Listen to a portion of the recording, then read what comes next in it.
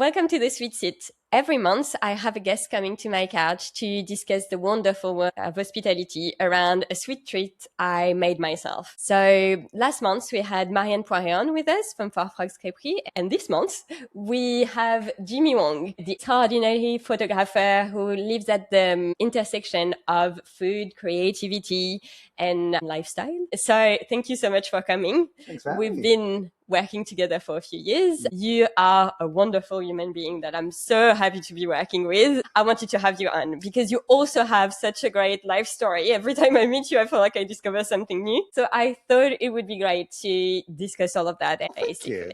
Thanks for having me on, and great little subject here too. I mean, we both love food, and I think this is absolutely appropriate, and I can't wait to share some of the stories with you. Thank you.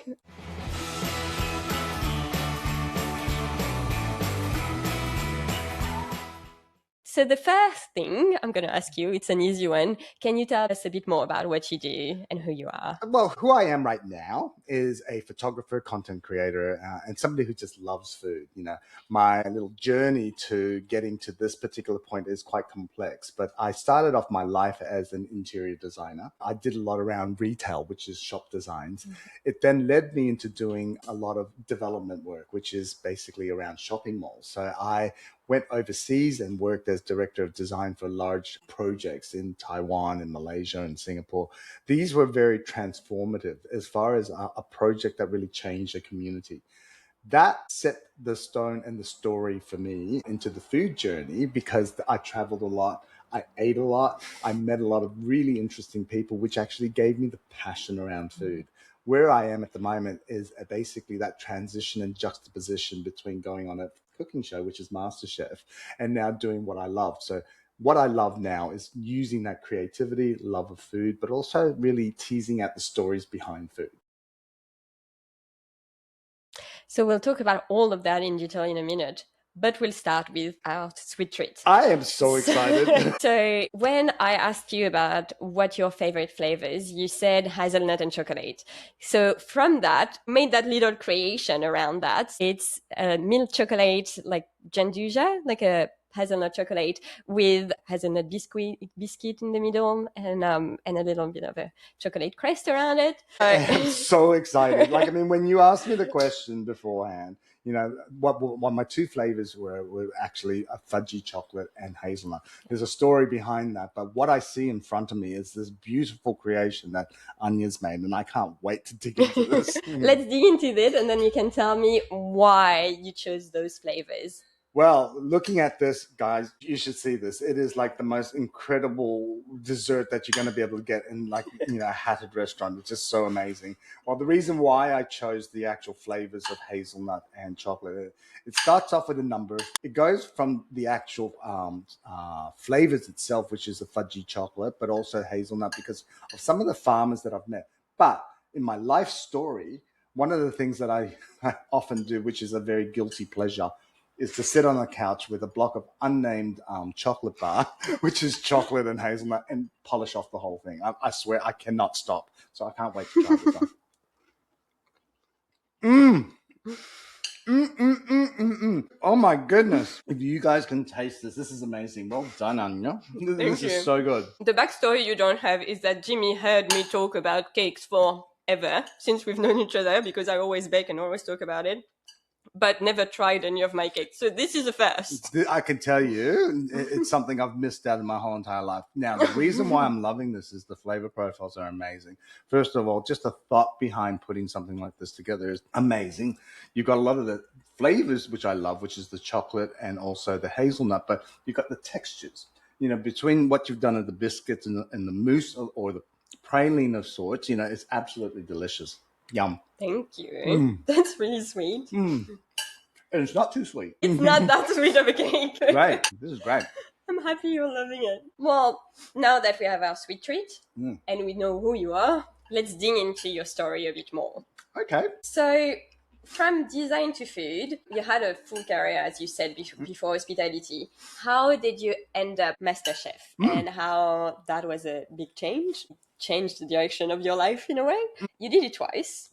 So tell us about the experience. Like, what was it really like? Why did you choose to go back after many years? Well, I guess to start off with, I've always loved food. To start with the journey itself. So this happened in season 8, which is 2016. That to me was life changing for me. Like, I mean, there was a lot behind the thinking of why I went in, but ultimately it was about pushing my boundaries, really figuring out who I am, what is my passion. So if I could sort of give it a little analogy as to what happened, it's probably one of the best personal development programs I could have gone on. You were doing things that you didn't know you could do.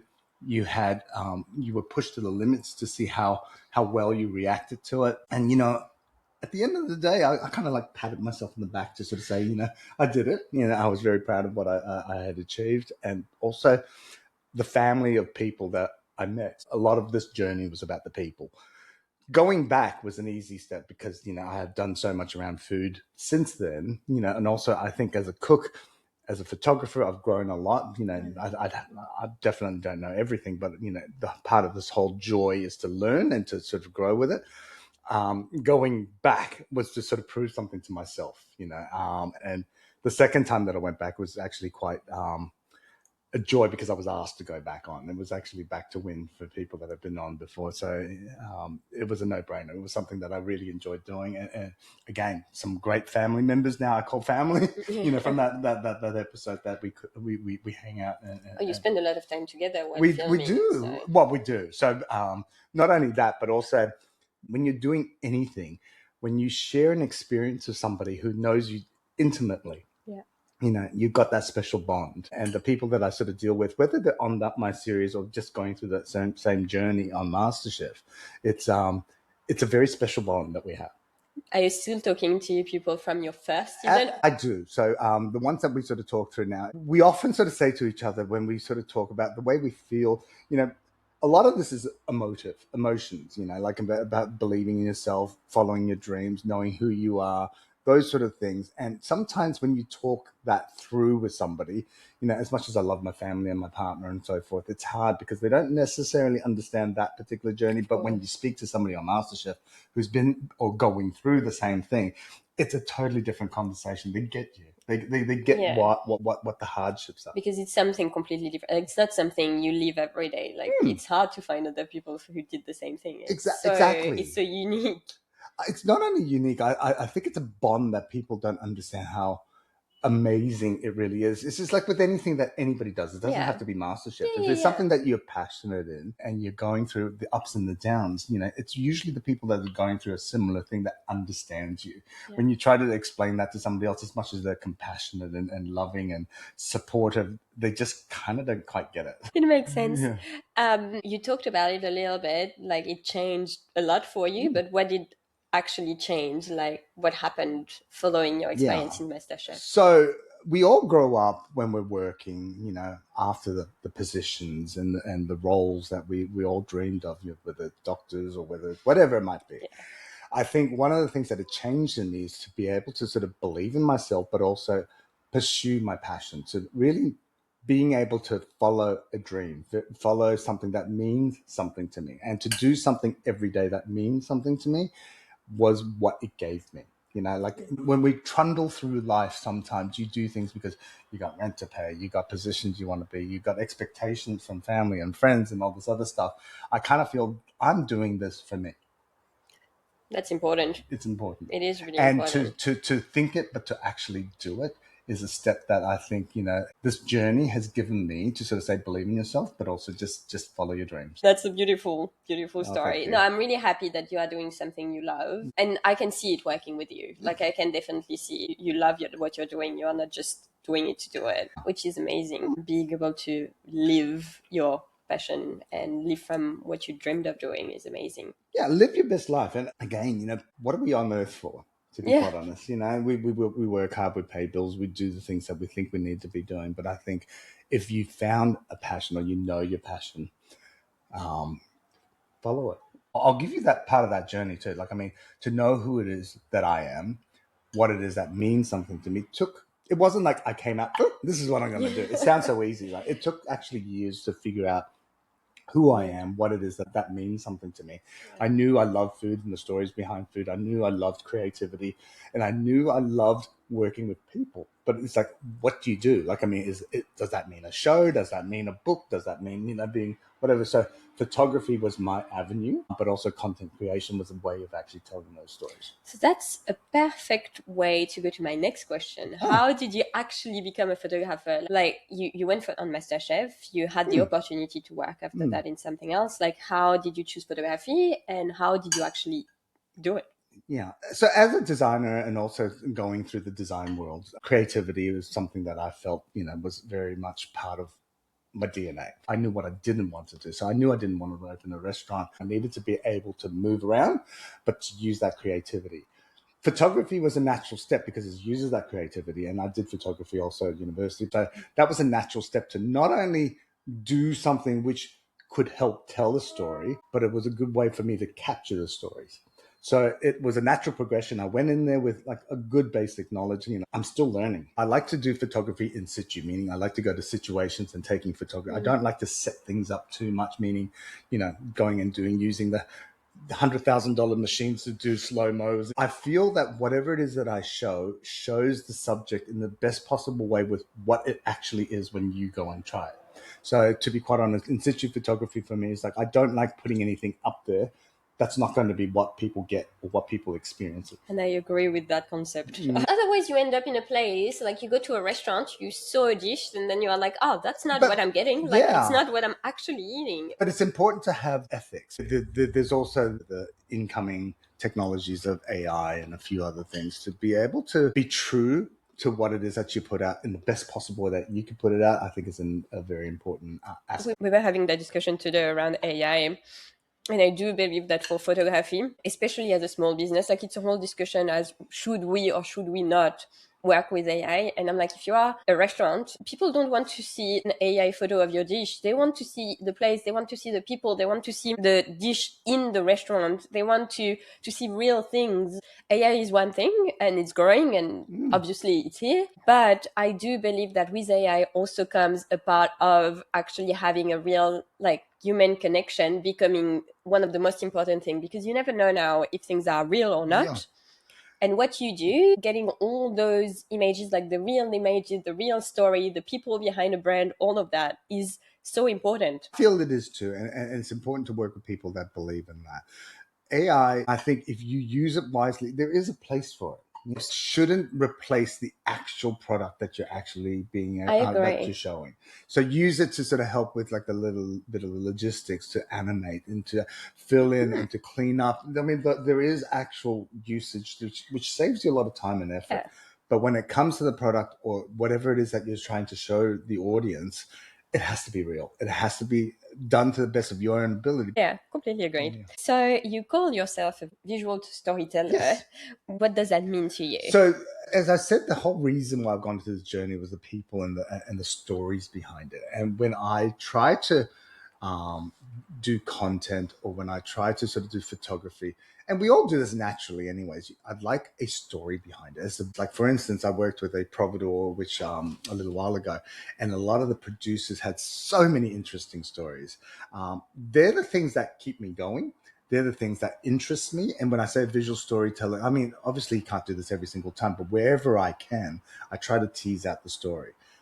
To give you an example, I went down to South Australia to go and visit a very good friend of mine, and she actually took me to some of her producers. And I tell you, some of the stories there were amazing. I worked on a project in Tasmania where we were looking at a retail development, but a lot of the producers that I met had so many beautiful stories. Without going into each one, if I could just say, the fuel that keeps me going are the stories. I'm the same. Because, without that, I think it's very bland, to be quite honest. Yeah. My favorite thing about working in the hospitality industry is definitely the stories behind it and the passions that goes into that industry. And there's things that people don't necessarily know. Like I remember talking, and I won't say the name, but a very famous chef. And I was like, I don't want to go open up a restaurant. And I said, I don't know how you do it. Like he has lunch and dinner service. And he's always there. And I'm thinking, how do you do this? Because this is your life. You've got a family. You've got so many things. And he said to me, basically, I love food and I love being in food. When I go and finish, let's say, lunch service, at the end of it, it's like, oh, I want to give up. This is horrible. But as soon as he has that little break and he goes back into dinner service, back on again because it's his passion. You it's need his to love. have that passion. And without that, and without actually having that conversation to affirm that particular part of it, was really hard. So those type of things, and those things actually fill my well. It's great. I get that. So what do you think brands get wrong when it comes to their food content? Be real. I think, whether you're touting a product, whether you're a restaurant, just to be real, to connect with people. Like, I mean, the gimmicky side of things, there is the hook and the catch is important. But ultimately, I think whatever it is that you show, whatever it is that you post, or whatever it is that you promote, make it real. I agree. Couldn't agree more. What do you love about content creation? I love the creativity also behind content creation because, to be quite honest, the ones sometimes, depending on who you're working with, there are certain people that have certain deliverables and so forth. When you're restricted, sometimes it's a little bit hard to do content creation. But when you're given a guideline and you're given the freedom to be you, if you want the same every time, you give a very big brief. If you're getting people to help you with content and you want the reason why you're getting them, there's certain creativity and a certain style and a certain tone, you let them have that. And I kind of feel with content creation, it's a great way for me to use the skills that I know, whether it's photography, whether it's about design, or whether it's about styling and so forth, to be able to create something that I guess can be interesting for a lot of people. I try not to sort of be very prescriptive as far as when I do content, to say, go and buy this. I tell them my own experience. I tell them about my own reasons as to why I love certain things, and let people decide, because I don't think it's appropriate necessarily to tell people this is how you need to feel about something. Get that. And is there any downside of content creation that you see? It could be, yes. When we sort of say content creation, for me, it could be recipe videos. It could be visits to eating establishments. It could be about certain products that you're within the food industry. There's so many avenues when it comes to content creation. It can become too commercialized. We've all seen certain cooking shows or whatever. It's very commercialized, where certain product placements and so that annoys me. I mean, it is the reality of life. It's definitely not you. Yeah, this is why I love what we're doing now. Because it is about us. It's very genuine and so forth. Sometimes when it's so contrived, it could just feel a little bit fake.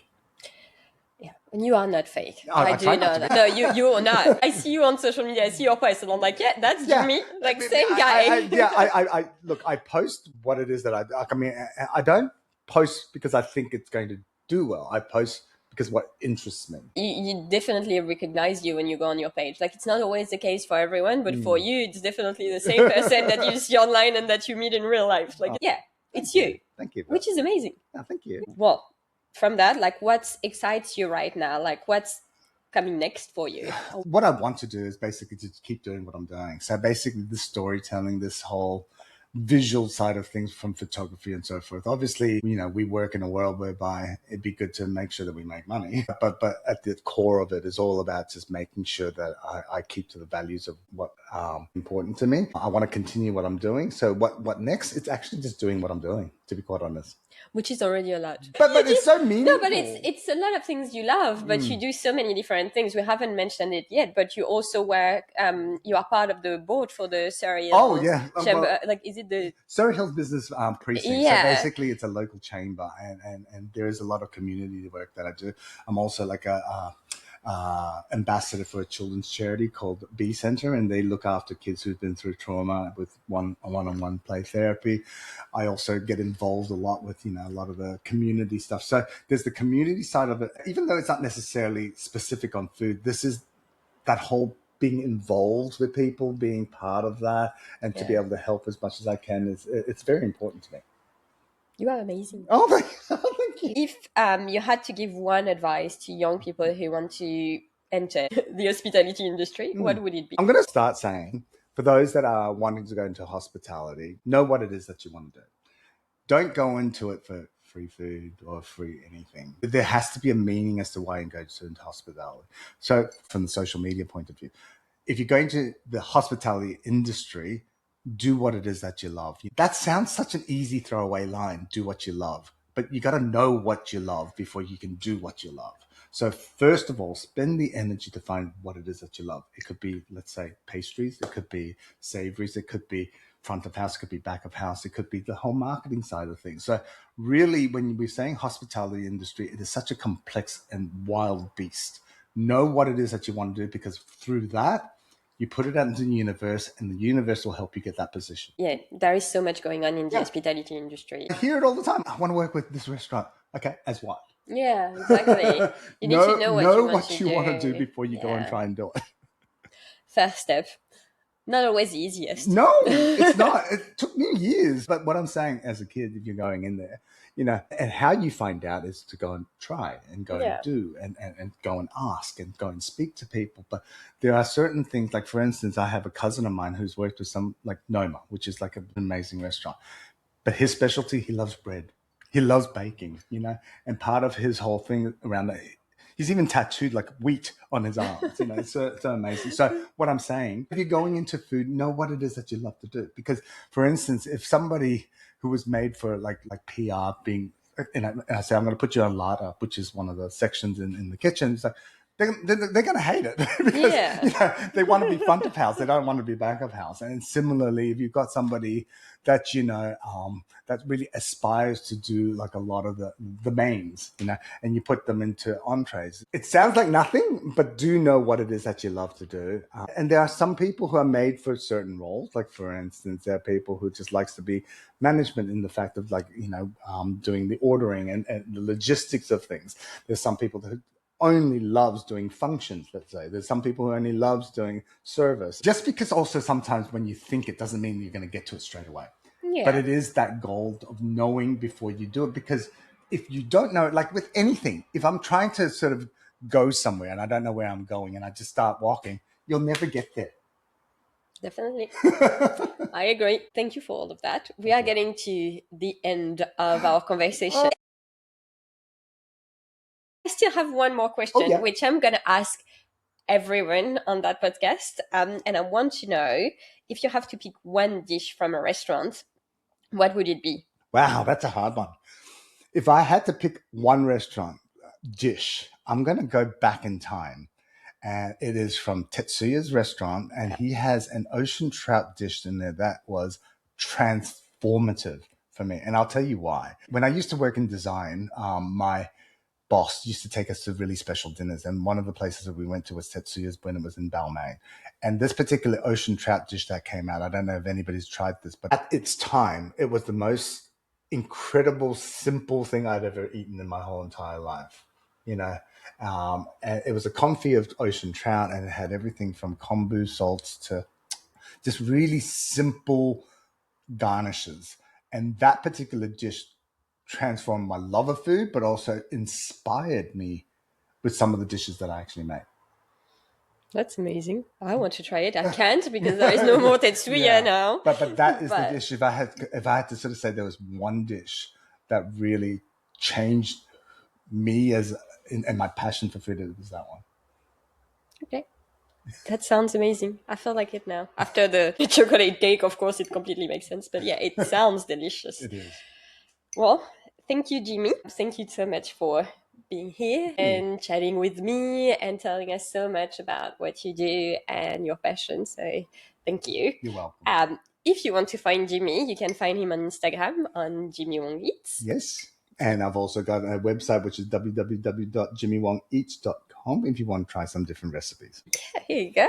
Oh, yeah, you have amazing recipes. So you should do that. So thank you for listening, and we'll see you again next month with another guest. Cheers. Cheers.